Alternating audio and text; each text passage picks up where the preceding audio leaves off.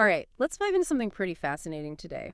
We're talking about the Abrahamic covenant and how it connects to the Ismaili Imamate. You know, it's interesting because you sent us these excerpts from a couple of scholarly articles, one called Abrahamic Covenant Part 2, and the other Covenant and the Ismaili Imamate.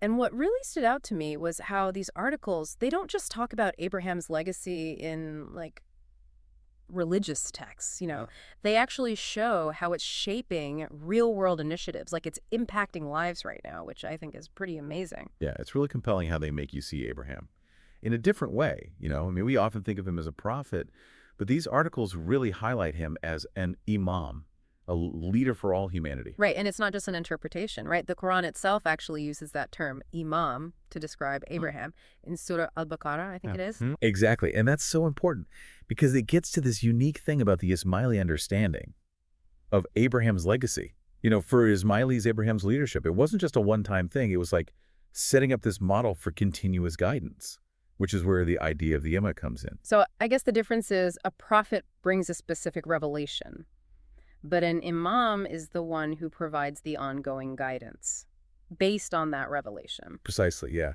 The continuous guidance is really central to the Ismaili tradition. Okay, so then how does lineage fit into all this? Because both articles talk about that too. Right. Well, for Shia Islam, and especially for Ismailis, lineage is considered a vital part of that continuous guidance. It's about passing down this spiritual knowledge and authority through a direct line from Prophet Muhammad. Okay, so you're talking about Muhammad, his daughter Fatima, his cousin and son-in-law Ali. And then for Ismailis, it continues through their son, Ismail. Exactly. And it's important to understand this isn't just like a family tree thing. It's the belief that each person in this lineage, they carry this special understanding, like a spiritual insight that's been passed down through the generations, almost like a golden thread connecting the past to the present, making sure the essence of the faith is preserved. So that brings us to someone who really embodies this lineage today, the Aga Khan. Oh, absolutely. The current Aga Khan is the 49th hereditary imam of the Nizari Ismailis. He's a direct descendant of that lineage that we just traced all the way back to Prophet Muhammad. And here's what I find so fascinating. He's not just a religious leader in the traditional sense. He's super actively involved in initiatives that are affecting millions of lives all over the world through the Aga Khan Development Network. And that's what's so remarkable. His work goes way beyond just philanthropy.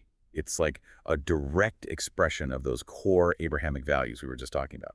The Aga Khan Development Network focuses on things like alleviating poverty, education, healthcare, and promoting pluralism, all things deeply rooted in that message of compassion and service, which are at the heart of the Abrahamic covenant. It's amazing to see how these ancient beliefs are being translated into real action, Yeah. impacting people of all faiths and backgrounds. It's like a powerful example of how faith can be a force for good in the world. Absolutely. And it even goes deeper than that, because the Aga Khan Development Network approach is all about empowering communities to help themselves. It's not just about giving aid, it's about investing in long-term solutions. That creates sustainable development and build a better future. It's about helping people unlock their own potential, which aligns beautifully with the whole idea. Yeah. Continuous guidance and upliftment. That's so central to the Ismaili Imamate. So we've talked about Abraham as the first imam, the importance of lineage, and how the Aga Khan embodies that legacy today. But where does the Quran fit into all of this? That's a great question. Because while Abraham might be the foundation, the Quran, revealed to Prophet Muhammad, is the primary source of guidance for Muslims. So it's like Abraham laid the groundwork, and Prophet Muhammad, through the Quran, provided the detailed blueprint. That's a good way to think about it. And what's really interesting is that Ismailis see the imams as interpreters of the Quran, ensuring its relevance across generations. It's like having a guide to help you navigate this complex text and apply its wisdom to your own life. Exactly. And these sources we're looking at, they mention this concept called esoteric knowledge. It suggests that the imams have this deeper understanding of the Quran, a level of insight that goes beyond just the literal meaning. So they're not just explaining the text, they're revealing its hidden depths and connecting it to the challenges of each era. Yes, and that's what allows the Quran to stay a living source of guidance, relevant to people's lives centuries after it was revealed. This is also fascinating. We've gone from this ancient figure of Abraham to the lineage that flows from Prophet Muhammad all the way to the Aga Khan and his incredible work today. It's like tracing a thread through history and seeing how it connects to the world we live in right now. Exactly, and we're just scratching the surface here. There's so much more to explore, especially when it comes to understanding the role of the imams and the whole concept of esoteric knowledge. And there's a really key moment in Islamic history that sheds light on this role of the imams, the event of Ghadir Khumm. Yes, Ghadir Khumm is so important because it's where Prophet Muhammad publicly declared Ali as his successor, which is hugely significant for Shia Muslims, and especially for Ismailis. It's like this moment laid the foundation for the concept of the Imamate and solidified the idea that guidance would continue after the Prophet, not through new prophets, but through this lineage of imams. Ghadir Khumm is just so crucial because it really addresses what happens after the Prophet. You know, like these sources really emphasize that Muhammad was the final prophet. So that idea of continued guidance, it becomes even more significant. So basically, Ghadir Khumm is saying, okay, leadership doesn't come from new prophets. It comes through this lineage of imams, starting with Ali. Right, exactly. It's not about new revelations anymore. It's about interpreting and applying the existing guidance, from the Quran and the Prophet's teachings to meet the community's needs as things change. And this is where the idea of esoteric knowledge becomes so important. The imams, because of their lineage and their spiritual training, are believed to have access to those deeper layers of meaning in the Quran. Okay, so help me wrap my head around this esoteric knowledge a bit more. It sounds pretty complex. Yeah, it is a nuanced concept. Maybe think of it like this. Imagine you have a really beautiful poem, and you can appreciate it on all these different levels. On the surface, you have the literal meaning of the words, the story it's telling, the emotions it evokes. But then there are these deeper layers, like symbolism and meaning, that you might need to really study and reflect on to uncover. Esoteric knowledge, in the Ismaili context, is kind of like having access to those deeper layers within the Quran. So it's not just reading the words, it's about understanding those deeper principles and truths that the words are pointing to. Yes, exactly. And what's even more fascinating is that this understanding can evolve and adapt over time. The imams, with their esoteric knowledge, they're able to guide the community as the world changes around them. So the Quran stays a living source of guidance, not just some historical text. That makes sense. It's like having this wise mentor who helps you break down the meaning of an ancient text and apply its wisdom to your own life's challenges. I like that analogy.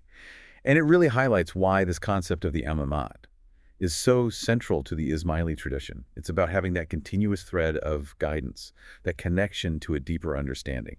That helps people, both individually and as a community, navigate all the complexities of life. Okay, so we've covered the Abrahamic covenant, the lineage of imams, the importance of the Quran, and this concept of esoteric knowledge.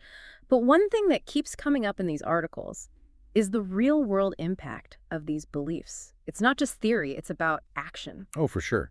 And I think the Aga Khan's work is the perfect example. The Aga Khan Development Network isn't about charity. It's about empowering communities.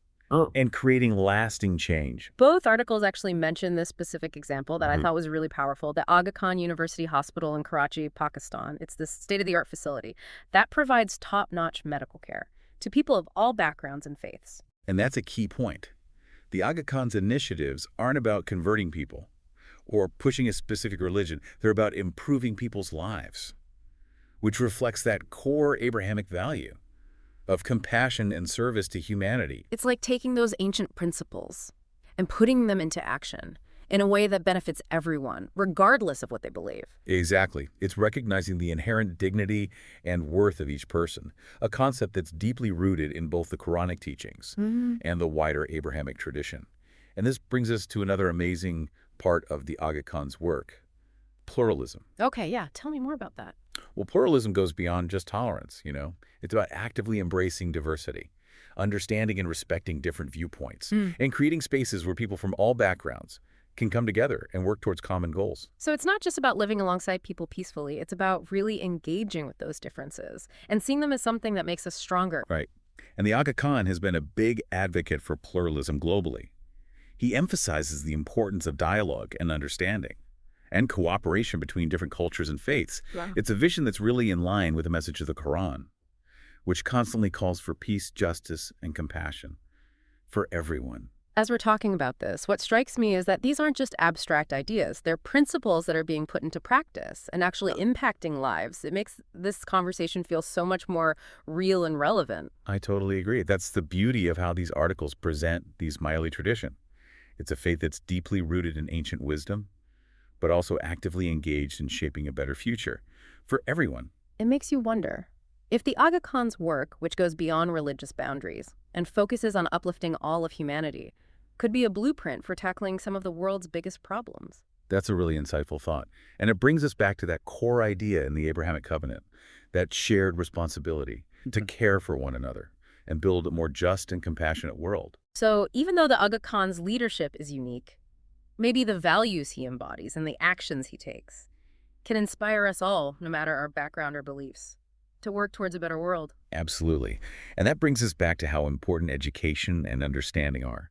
The more we learn about different perspectives and approaches, the better equipped we'll be to create positive change in our own communities and beyond. So this deep dive isn't just about understanding the Ismaili tradition, it's about broadening our own horizons and thinking about how we can apply these timeless principles to the challenges we're facing today. Well said. It's about connecting the dots between ancient wisdom, contemporary action, and the possibilities that lie ahead for all of us. Speaking of connecting the dots, I think we should circle back to the concept of the emet itself. You mentioned earlier that the imams are seen as interpreters of the Quran, making sure it stays relevant across generations. Can you tell me more about that? How does that interpretation process actually work? What are some of the challenges and complexities involved? Those are great questions, and they really get to the heart of what makes the Ismaili tradition so dynamic and intellectually stimulating. It's not just about blind faith or rigid dogma. It's about this continuous process of interpretation, reflection, and application. Okay, so tell me more about that process. How do the imams go about interpreting the Quran and applying those teachings to the modern world? What are some of the tools and methods they use? We have to remember that the imams, they aren't just scholars or theologians. They're seen as these inheritors of a spiritual legacy that goes all the way back to Prophet Muhammad himself. So it's more than just intellect. It's a deeper connection to the source of the revelation. Exactly. Ismailis believe that the imams have this special knowledge passed down through generations. It's called ilm, and it goes beyond like a literal understanding of the Quranic text. So they have access to the inner meaning, the spiritual essence of the Quran. Yeah, that's a good way to put it. And this ilm allows them to interpret the Quran in a way that's both rooted in tradition, but also relevant to today's world. They can pull out these timeless principles and apply them to the challenges and opportunities of our time. It makes you think about all the crazy advancements we've seen in science and technology just in the past few decades. I mean, it must be a constant process of interpretation to keep the Quran's message relevant with all these changes. It is, and that's what's so cool about this tradition. It's not static, it's alive. It's a living, breathing faith that's always evolving and adapting while staying true to its core principles. Both of these articles mention something called ta'wil, which, if I understand correctly, is a key part of this whole interpretive process. Can you explain what that means? Yeah, ta'wil is a tricky concept, but basically it refers to this allegorical interpretation of the Quran. It's about looking beyond the surface meaning of the words and uncovering those deeper spiritual truths underneath. Like peeling back the layers of an onion to get to the heart of it. Exactly. And what's really interesting is that ta'wil isn't something just anyone can do. It requires this really deep understanding of Islamic theology, philosophy, history, and of course that special ilm that comes down through the imams. So it's not enough to just be fluent in Arabic or even be a great interpreter. You need this deep spiritual connection and a lineage that links you back to the Prophet. Precisely.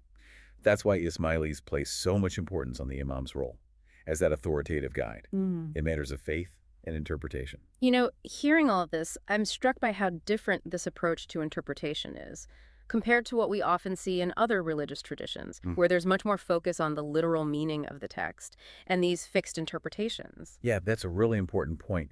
And it goes to show what makes the Ismaili tradition so unique and intellectually vibrant. It's a faith that encourages questioning and reflection and this constant search for deeper meaning. It sounds like intellectual curiosity and critical thinking are really valued. Absolutely. Ismailis are encouraged to engage with the Quran and other religious texts in this really thoughtful and nuanced way, to ask questions, to seek understanding, and to apply the teachings to their own lives in a way that's meaningful to them. This has been so eye-opening. I feel like I have a much better grasp now of the Abrahamic covenant, the Imamate, and the Ismaili tradition as a whole. Me too. It's a good reminder that faith isn't just about blind belief. It's about this lifelong journey of learning, growing, and discovering. And it's so inspiring to see these ancient beliefs being put into action in the world today through work of the Aga Khan and the wider Ismaili community. It really is. It's a testament to the enduring power of faith to inspire hope, compassion, and positive change. Well, that brings us to the end of our deep dive into the Abrahamic covenant and the Ismaili Imamate. I hope you found this exploration as enriching and thought-provoking as I have. It's been a pleasure diving into these sources with you. And to our listeners, we encourage you to keep exploring this topic on your own. There's so much more to discover. Remember, real knowledge comes from seeking understanding, engaging with different perspectives, and always asking questions. Until next time, keep diving deep and keep those questions coming.